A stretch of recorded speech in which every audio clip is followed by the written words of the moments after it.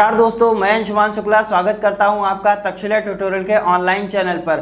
दोस्तों, जैसा कि हम लोग लेसन पढ़ रहे हैं डी और एफ ब्लॉक के तत्व, जिसमें हमने आपके पिछले लेक्चर कवर कर दिया। सो दोस्तों, आज का हमारा लेक्चर है लेक्चर नंबर 3.4। दोस्तों, लेक्चर नंबर 3.3 में हमने ये देखा हुआ था कि जो आपके डी ब्लॉक के एलिमेंट्स होते हैं वो अनुचुंबकीय गुण कैसे प्रदर्शित करते हैं। उसमें दोस्तों हमने आपको ये भी बताया था कि चुंबकीय गुण दो प्रकार के होते हैं, या तो कोई तत्व अनुचुंबकीय गुण प्रदर्शित करेगा या कोई तत्व प्रतिचुंबकीय गुण प्रदर्शित करेगा।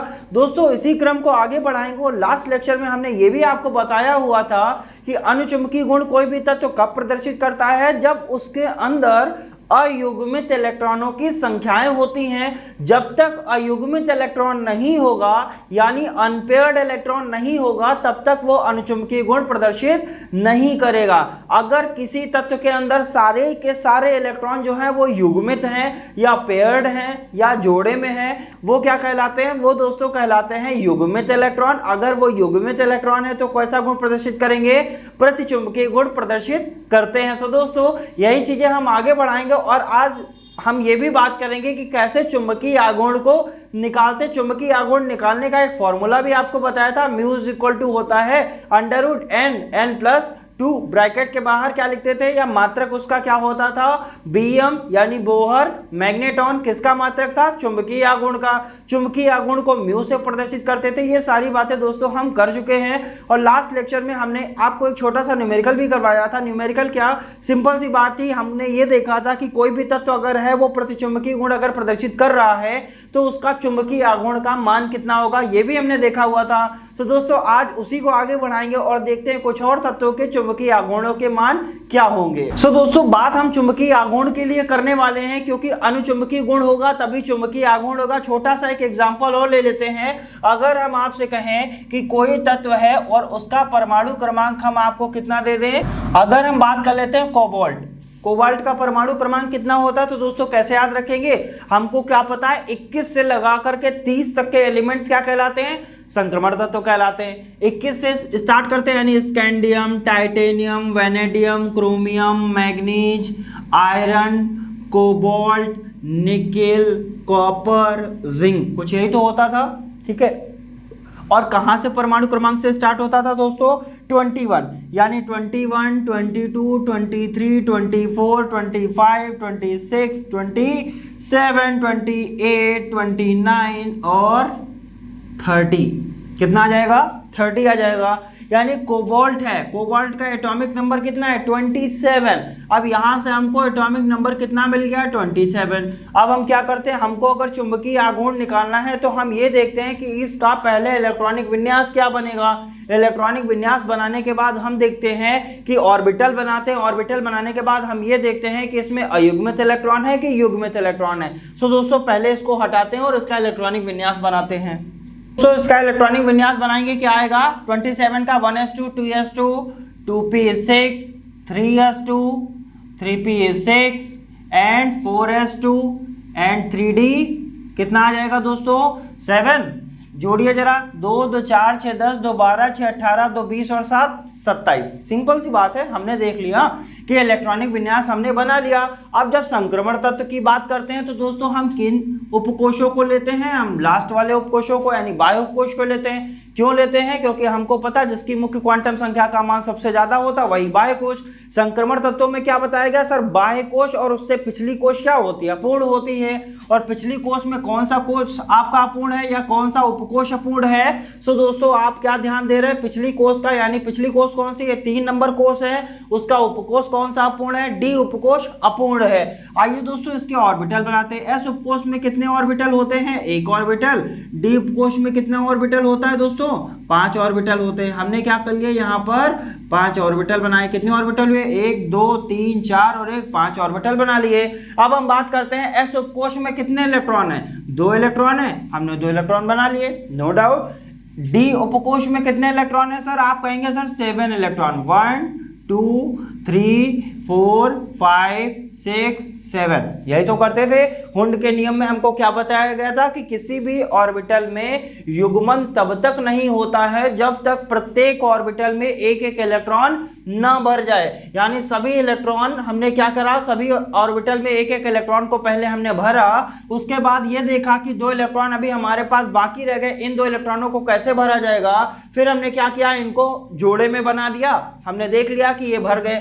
अब दोस्तों ये वाला इलेक्ट्रॉन जोड़े में है, ये भी जोड़े में है, ये भी जोड़े में है। ये 3 इलेक्ट्रॉन ऐसे हैं जो जोड़े में नहीं है। जो इलेक्ट्रॉन जोड़े में नहीं होते हैं उन्हीं इलेक्ट्रॉन को क्या कहते हैं, अयुग्मित इलेक्ट्रॉन। यानी इस उपकोष में अयुग्मित इलेक्ट्रॉन की संख्या कितनी हो जाएगी दोस्तों, सभी का आंसर क्या होगा, अयुग्मित इलेक्ट्रॉन आ जाएंगे सर यहाँ पर 3। और अयुग्मित इलेक्ट्रॉन की संख्या को हम किससे प्रदर्शित करते हैं, एन से ही तो प्रदर्शित करते हैं। अब हम बात करते हैं चुंबकीय आघूर्ण। चुंबकीय आघूर्ण का फॉर्मूला दोस्तों क्या होता है, सभी को पता होगा, mu is equal to under root n+2 bracket, यानी यहां पर क्या लिखते थे, बोहर मैग्नेटॉन, ये मात्रक होता है इसका मैग्नेटॉन। n का वैल्यू आपको पता है, n का वैल्यू यहां रखिए कितना आएगा, 3 यहां रखेंगे, 3 यहां रखेंगे, 2 यहां रखेंगे, यहां कितना आएगा Bm यानी बोहर मैग्नेटॉन। यहां पर रखा 3, 3 और 2 जोड़ेंगे कितना आएगा, 5 आएगा। बाहर मात्रक कितना चलेगा, बोहर मैग्नेटॉन चलेगा। अब हम बात करेंगे जब 3 की 5 से मल्टीप्लाई करेंगे तो कितना आएगा, 15 यानी बोहर मैग्नेटॉन। कोबाल्ट का चुंबकीय आघूर्ण का मान क्या आया हुआ है, √15। क्यों आया हुआ है, क्योंकि इसके अनुचुंबकीय इलेक्ट्रॉन कितने हैं सर, 3 अनुचुंबकीय इलेक्ट्रॉन है। जितने अनुचुंबकीय इलेक्ट्रॉन होंगे वही ये डिसाइड करेंगे कि किसी भी तत्व का चुंबकीय आघूर्ण का मान क्या होगा। सिंपल सी बातें हैं दोस्तों। नेक्स्ट एग्जांपल एक और लेते हैं। अब हम बात करते हैं कुछ आयन वाले एग्जांपल्स ले लेते हैं। जैसे किसी पर प्लस आयन बना दिया, ठीक है, हमने क्या बताया था, जितने भी आपके डी ब्लॉक एलिमेंट्स हैं वो हमेशा क्या करते हैं, प्लस आयन बनाते हैं। क्यों, क्योंकि इनके पास इलेक्ट्रॉनों की अधिकता होती है और ये अपने इलेक्ट्रॉनों को दान देते हैं। ये कभी भी माइनस इलेक्ट्रॉन्स नहीं, यानी इन पर कभी भी कोई चार्ज माइनस में नहीं होता। क्यों नहीं होता, क्योंकि ये इलेक्ट्रॉन्स का ग्रहण नहीं करते हैं बल्कि इलेक्ट्रॉन को क्या करते हैं, देते हैं। जब इलेक्ट्रॉन को देना होता है तभी हम क्या बनाते हैं, वहां पर प्लस बनाते हैं। क्यों प्लस बनाते हैं, क्योंकि इलेक्ट्रॉन क्या होते हैं, ऋणावेशित। ऋणावेशित अगर कहीं से जाएगा तो जहां से जाएगा उसको धनावेशित बनाएगा और जिसके पास जाएगा उसको क्या कर देगा, ऋणावेशित कर देगा। दोस्तों उम्मीद करते हैं चीजें आपको समझ में आ रही हैं। बढ़ते हैं एक छोटे से एग्जांपल की तरफ और देखते हैं उसका म्यू का मान क्या आएगा। आइए दोस्तों देखते हैं। दोस्तों हमने एक एग्जांपल ले लिया Cu2+। Cu2+ का इलेक्ट्रॉनिक विन्यास हम लोग बना भी चुके थे, लास्ट लेक्चर में भी हमने बनाया था। Cu2+ का इलेक्ट्रॉनिक विन्यास कैसे बनाया जाएगा, सारी चीजें आपको पता है। सिंपल सी बात है दोस्तों, यहां पर हमने क्या लिखा हुआ, कॉपर के ऊपर 2+। प्लस का मतलब क्या होता है, इलेक्ट्रॉन का निकलना।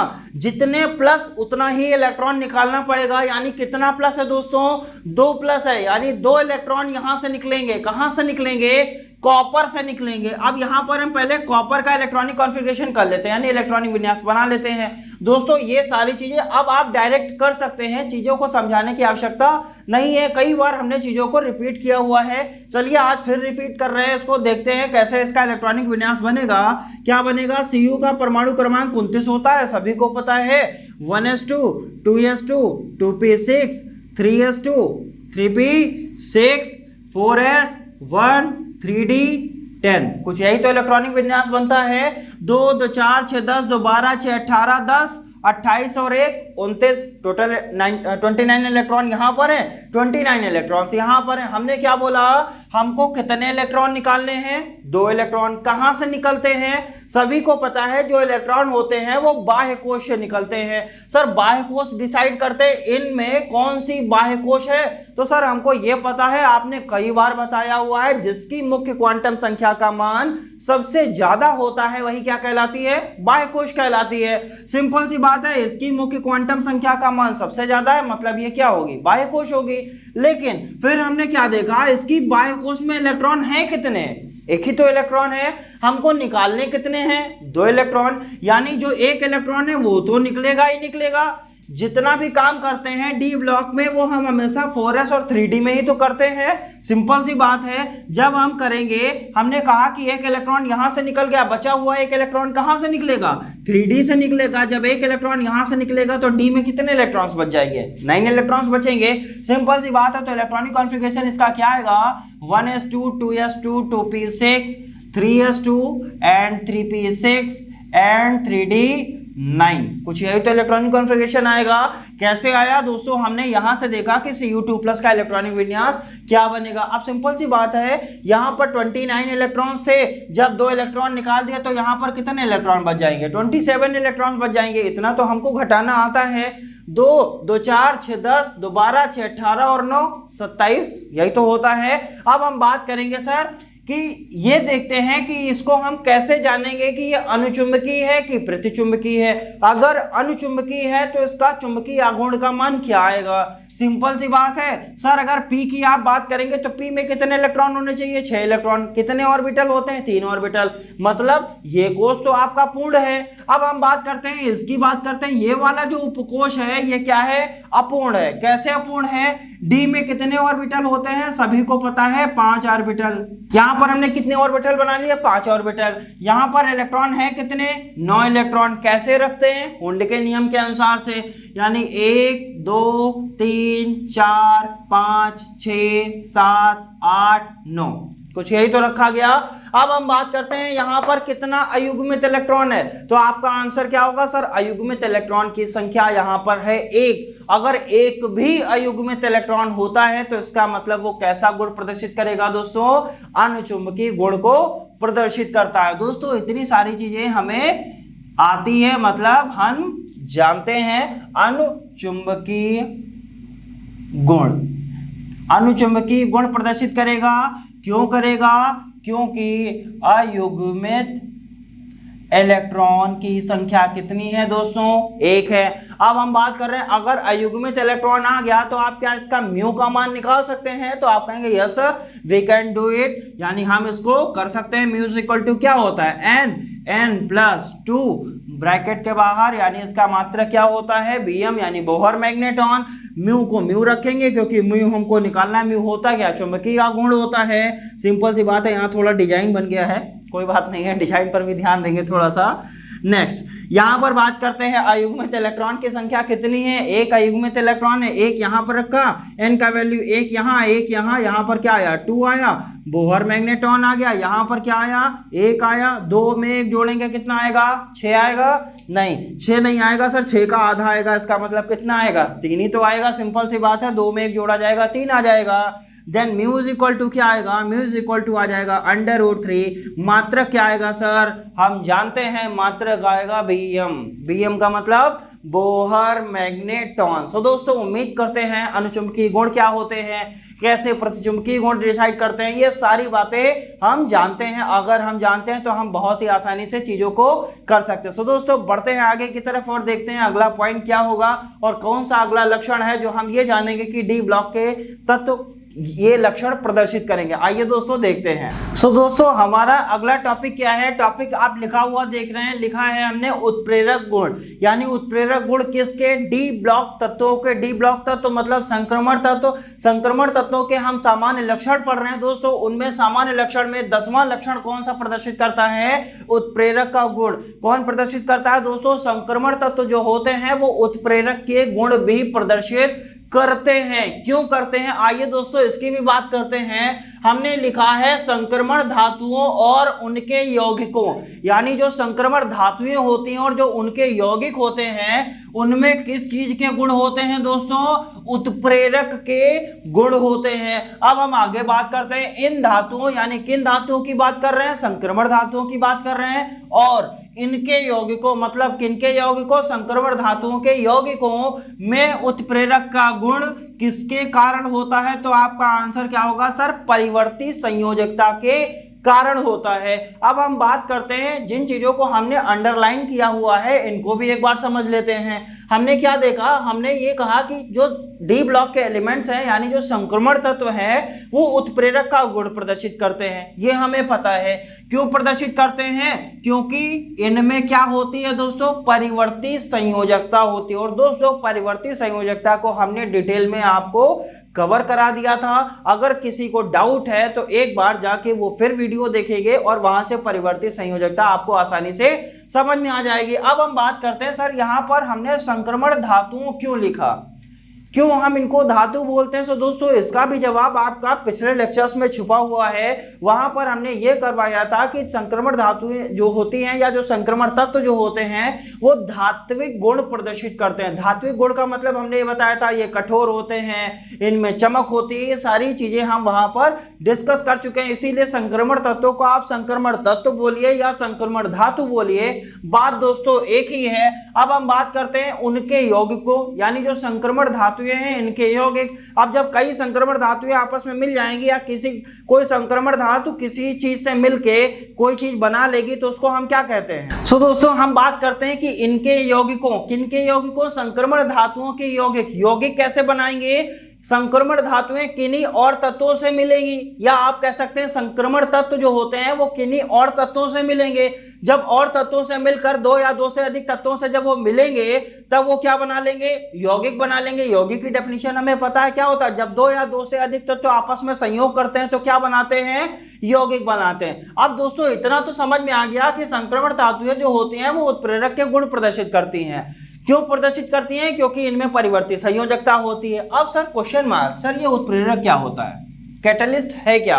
इसको बोलते हैं कैटलिस्ट। उत्प्रेरक का मतलब होता है, हमने कई बार बोला हुआ है कि उत्प्रेरक का मतलब होता है ऐसे पदार्थ जो किसी भी रासायनिक अभिक्रिया को कराने में सक्षम होते हैं लेकिन उस रासायनिक अभिक्रिया में कभी भी भाग नहीं लेते हैं। यानी किसी भी रासायनिक अभिक्रिया को वो करा देंगे लेकिन उनमें कभी भी अपघटित नहीं होंगे, वो जैसे थे वैसे ही बाहर आ जाएंगे। सिंपल सी बात है, अगर आपको जैसे आप 3 लोग हैं, ठीक है, सिंपल सी बात, आप 3 लोग हैं, 3 लोगों में 2 लोगों से लड़ाई हो गई। जब 2 लोगों से लड़ाई हुई, जो तीसरा थर्ड पर्सन है वो क्या कर रहा है? वो आप लोगों के बीच में लड़ाई लगवा रहा है, ठीक है। वो क्या करेगा? लड़ाई लगवाएगा। जब वो लड़ाई लगवा रहा है तो लड़ तो आप दोनों लोग रहे हैं, क्या वो लड़ रहा है? नहीं लड़ रहा है। लेकिन लड़ाई लगवाई किसने? लड़ाई लगवाई तो थर्ड पर्सन ने। सिंपल सी बात है, वो क्या कर रहा है? वो दूर बैठ के मजे ले रहा है और आप दोनों क्या कर रहे हैं? लड़ रहे हैं। सिंपल सी बात, अगर हम आपसे कहें कि कोई अभिक्रिया है, ए और बी मिलकर कोई अभिक्रिया है, वो सी बना रहे हैं, हमने क्या कहा? ए और बी मिलकर सी बना रहे हैं। सिंपल सी बात है। और अभिक्रियाएं कितने प्रकार की होती हैं? 2 प्रकार की, या तो तीव्र अभिक्रिया होगी या मंद अभिक्रिया होगी। हमने कहा कि ये जो अभिक्रिया हो रही है ये कैसी अभिक्रिया है? मंद अभिक्रिया है। कैसी अभिक्रिया है? मंद अभिक्रिया है। अब हमने क्या कहा? हमने कहा इसमें हमने कुछ डाल दिया। क्या डाल दिया? उत्प्रेरक। जब हमने उत्प्रेरक डाला तब ये क्या हो गई? ये अभिक्रिया बदल गई और ये अभिक्रिया कैसी हो गई दोस्तों? ये अभिक्रिया हो गई तीव्र अभिक्रिया। क्यों हो गई? सिंपल सी बात, पहले ये दोनों क्या कर रहे थे? ये धीरे धीरे लड़ रहे थे, आपस में धीरे धीरे लड़ रहे थे। लेकिन जब उत्प्रेरक आया, जैसे ही उत्प्रेरक आया उसने इसमें काम करना शुरू किया, लेकिन कभी भी उत्प्रेरक उसमें भाग नहीं लेता है, वो सिर्फ काम करवाता है। तब उसने क्या किया? उसने अभिक्रिया को क्या कर दिया? जो लड़ाई हो गई वो कैसी हो गई? तीव्र हो गई कि नहीं हो गई? उम्मीद करते हैं दोस्तों ये एग्जाम्पल आपको बहुत ही अच्छी तरीके से समझ में आया होगा। उत्प्रेरक ऐसा चुगलखोर, चुगलखोर क्या करते हैं? चुगली करते हैं इधर उधर।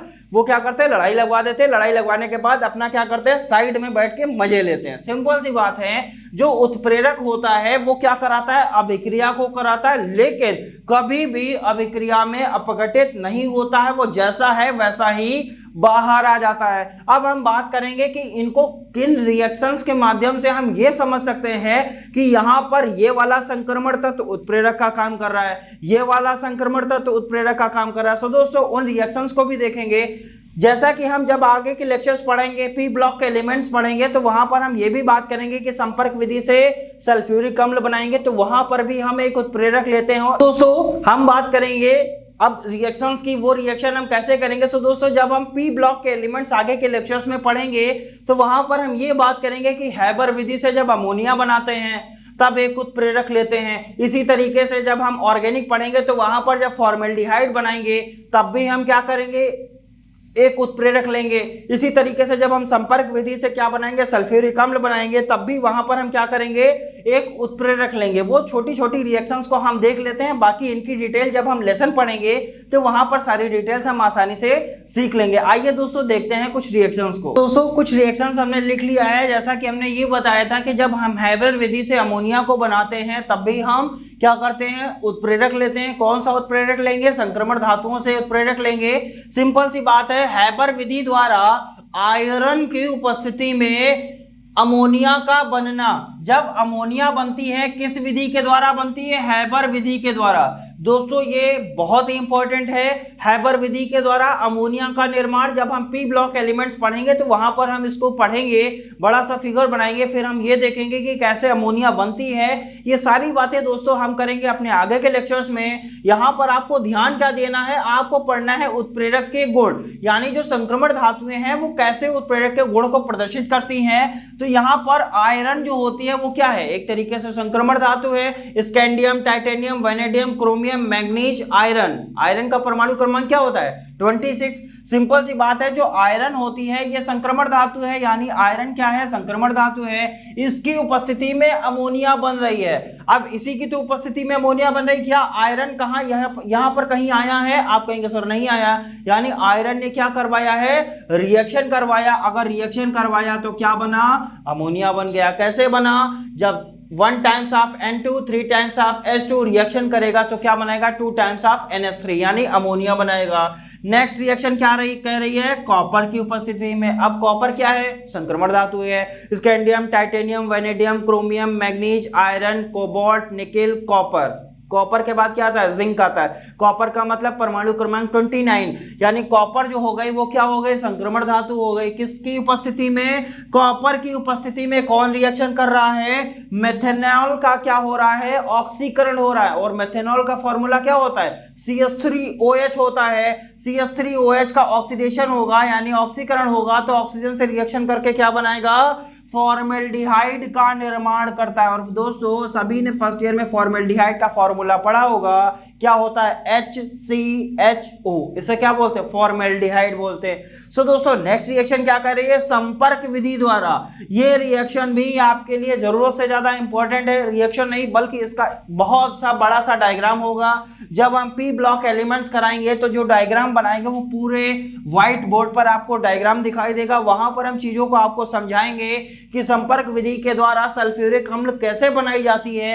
ये सारी बातें दोस्तों होंगी, लेकिन परेशान नहीं होना है, रुकना नहीं है, थकना नहीं है, बल्कि क्या करना है, पढ़ाई करना है। और पढ़ाई करते करते आगे बढ़ना है। सारी चीजें होंगी, सारी चीजें कराई जाएंगी, कभी भी कोई भी पॉइंट ऐसा नहीं होगा जो छोड़ा जाएगा। बस दोस्तों धैर्य बनाकर सिंपल क्या करनी है, पढ़ाई करनी है। और दोस्तों जब पढ़ाई करेंगे तो हम धीरे धीरे चीजों को सीखते रहेंगे। सो दोस्तों जितनी भी चीजें हम यहाँ पर डिस्कस करते हैं वो सारी की सारी चीजें आपको कहाँ मिल जाती हैं, हैंड रिटन नोट्स में मिलती हैं। और दोस्तों सभी को पता है वो नोट्स कहाँ मिलते हैं, नीचे डिस्क्रिप्शन बॉक्स में जाएंगे, लिंक पर क्लिक करेंगे, दिए गए लिंक पर क्लिक करेंगे, PDF को डाउनलोड करेंगे। और PDF डाउनलोड करने में अगर कोई प्रॉब्लम हो रही है तो हमारे कॉन्टैक्ट नंबर पर हमसे कॉन्टैक्ट भी कर सकते हैं। सो दोस्तों ये सारी चीजें सभी को पता है। बढ़ते हैं आगे की तरफ। संपर्क विधि द्वारा किसकी उपस्थिति में, vanadium pentoxide. Vanadium pentoxide, vanadium क्या है, वैनेडियम को V से डिनोट करते हैं। स्कैंडियम, टाइटेनियम, वैनेडियम, परमाणु क्रमांक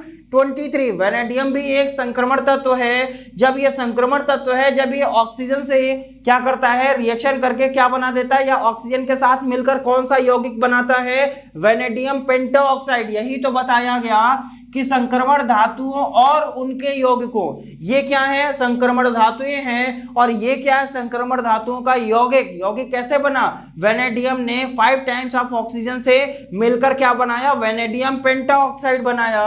की उपस्थिति में SO2 का SO3 में ऑक्सीकरण। SO2 क्या बोलते हैं, सल्फर डाइऑक्साइड। डाई क्यों बोला, 1 को मोनो बोलते हैं, 2 को डाई बोलते हैं, 3 को ट्राई बोलते हैं, 4 को टेट्रा, 5 को पेंटा, ये क्या है वेनेडियम, यहाँ क्या लगा हुआ है 5 लगा हुआ है, 5 को बोलते क्या है पेंटा बोलते हैं। खाली ऑक्सीजन को क्या बोलते हैं ऑक्साइड, यानी ये क्या हो गया वेनेडियम पेंटा ऑक्साइड, इसको क्या बोलेंगे सल्फर डाई ऑक्साइड, इसको क्या बोलेंगे सल्फर ट्राई ऑक्साइड। ट्राई क्यों बोला, 3 का मतलब क्या होता है दोस्तों ट्राई होता है, 2 का मतलब डाई होता है, 5 का मतलब पेंटा होता है। सो दोस्तों सल्फर डाई ऑक्साइड जब ऑक्सीजन से रिएक्शन करेगा किसकी उपस्थिति में, वेनेडियम पेंटाऑक्साइड की उपस्थिति में, तो क्या बनाता है सल्फर ट्राई ऑक्साइड बनाता है। सो दोस्तों उम्मीद करते हैं संक्रमण धातुओं के उत्प्रेरक गुण आपको आसानी से समझ में आ गए होंगे। छोटी छोटी रिएक्शन है, इनको ध्यान रखेंगे।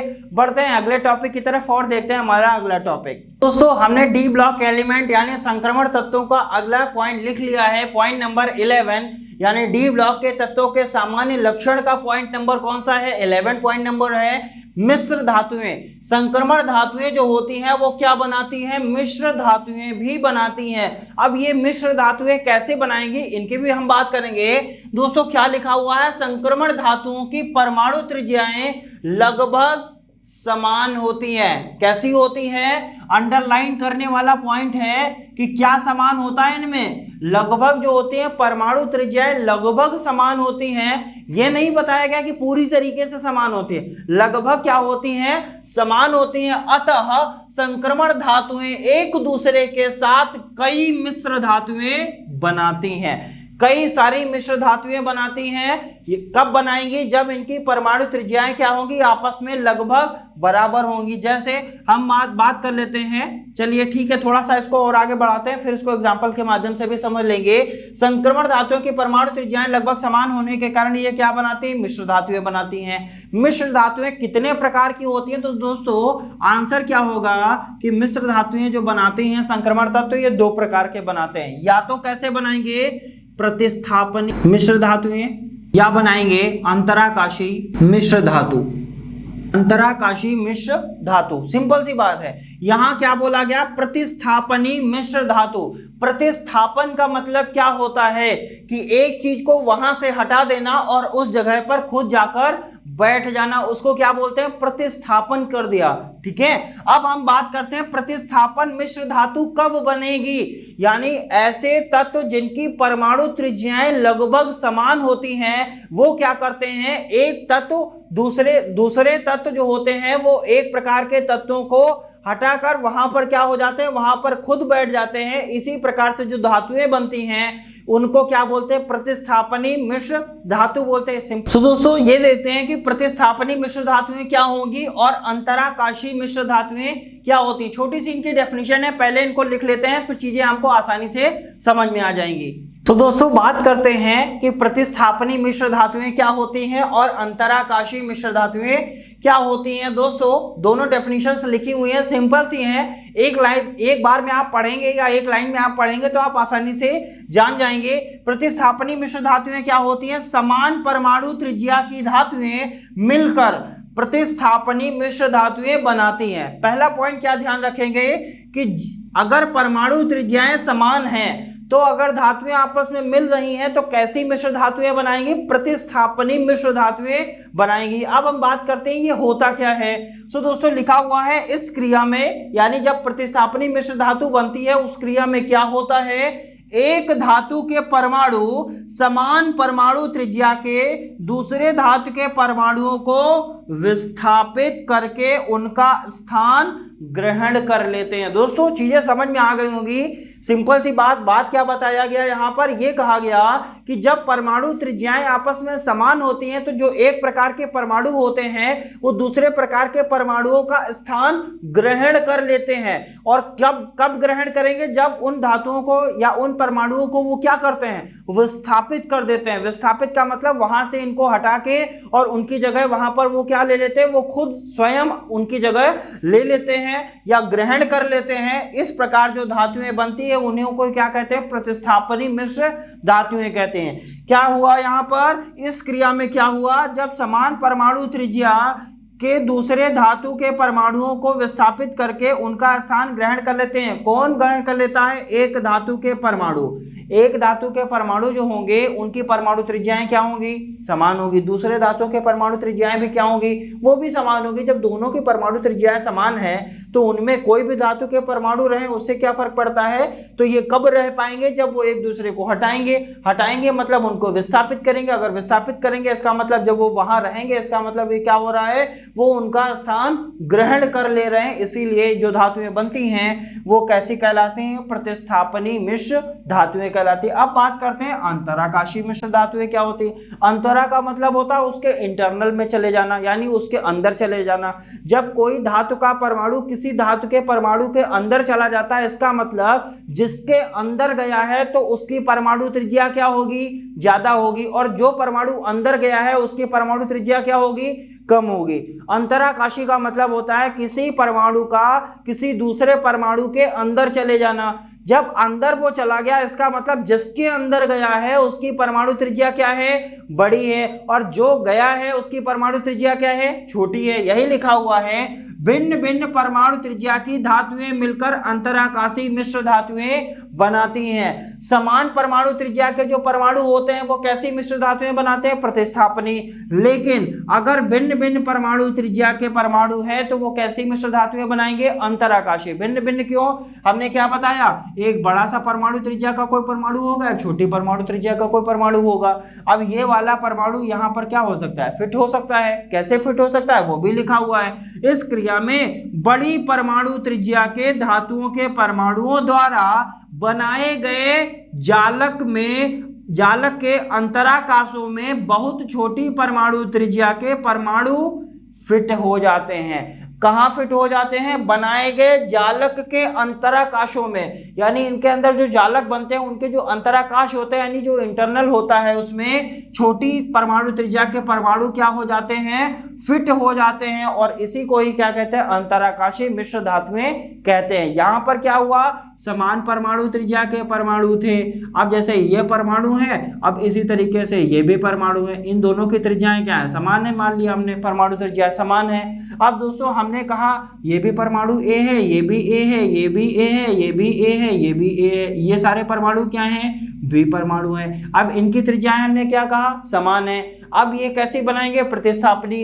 अब यहाँ से ए वाला हट के यहाँ अगर बी वाला आ जाए तो कोई दिक्कत है? नहीं है। क्यों? क्योंकि सबकी परमाणु त्रिज्याएं क्या है? समान है। या यहाँ से दो बी हट जाएं और यहाँ पर दो ए वाले परमाणु आ जाएं। कब आए? इनको क्या किया? बी वालों को विस्थापित किया तभी तो ए वाले आए। जब समान परमाणु त्रिज्या के जो परमाणु होते हैं एक दूसरे को विस्थापित करके कैसी धातु बनाते हैं? प्रतिस्थापनी मिश्र धातु। अंतराकाशी मिश्र धातु कब बनाएंगे?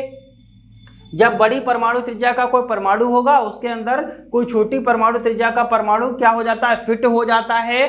तो वहां पर क्या बोलते हैं? ये कैसे मिश्र धातु बना रहा है? अंतराकाशी मिश्र धातु बना रहा है। सो दोस्तों उम्मीद करते हैं ये पॉइंट आपको आसानी से समझ में आ गए होंगे। अब पढ़ेंगे अगले पॉइंट की तरफ और देखते हैं हमारा अगला पॉइंट। सो दोस्तों देखते हैं हमारा अगला पॉइंट क्या है। दोस्तों हमारा अगला पॉइंट आप लिखा हुआ देख रहे हैं, यानी डी ब्लॉक एलिमेंट संक्रमण तत्वों के सामान्य लक्षण का दोस्तों 12वां पॉइंट है। और दोस्तों ऐसे ही पॉइंट्स आगे नहीं बढ़ेंगे, ये संक्रमण धातुओं के तत्वों के सामान्य लक्षण का लास्ट पॉइंट भी है। इसके बाद हम और भी कई सारी चीजों की भी बात करेंगे, लेकिन पहले हम इनको समझने की कोशिश करते हैं कि आखिरकार ये क्या लिखा हुआ है। दोस्तों 12वें पॉइंट में लिखा हुआ है अंतराकाशी यौगिक, यानी जो संक्रमण धातुएं होते हैं वो अंतराकाशी यौगिक भी बनाते हैं। क्या होते हैं अंतराकाशी यौगिक? आइए दोस्तों बात करते हैं। लिखा हुआ है कई संक्रमण धातुएं अंतराकाशी हाइड्राइड और अंतराकाशी कार्बाइड आदि बनाती हैं। यानी कई ऐसी संक्रमण धातुएं हैं जो क्या बनाती हैं? अंतराकाशी हाइड्राइड बनाती हैं और अंतराकाशी कार्बाइड बनाती हैं। हाइड्राइड कब बनाएंगी? जब वो उनमें क्या होंगे? हाइड्रोजन परमाणु होंगे। और कार्बाइड कब बनाएंगे? जब उनमें क्या होंगे? कार्बन परमाणु होंगे। यानी कई ऐसी संक्रमण धातुएं हैं जिनमें हाइड्रोजन भी होते हैं, कई ऐसे संक्रमण धातुएं हैं जिनमें कार्बन भी होते हैं, लेकिन कहाँ होते हैं? अंतराकाशी में होते हैं। अंतराकाशी का मतलब हमने अभी बताया था, इसका मतलब बड़ी परमाणु त्रिज्या के अंदर एक छोटी परमाणु त्रिज्या का परमाणु क्या होगा?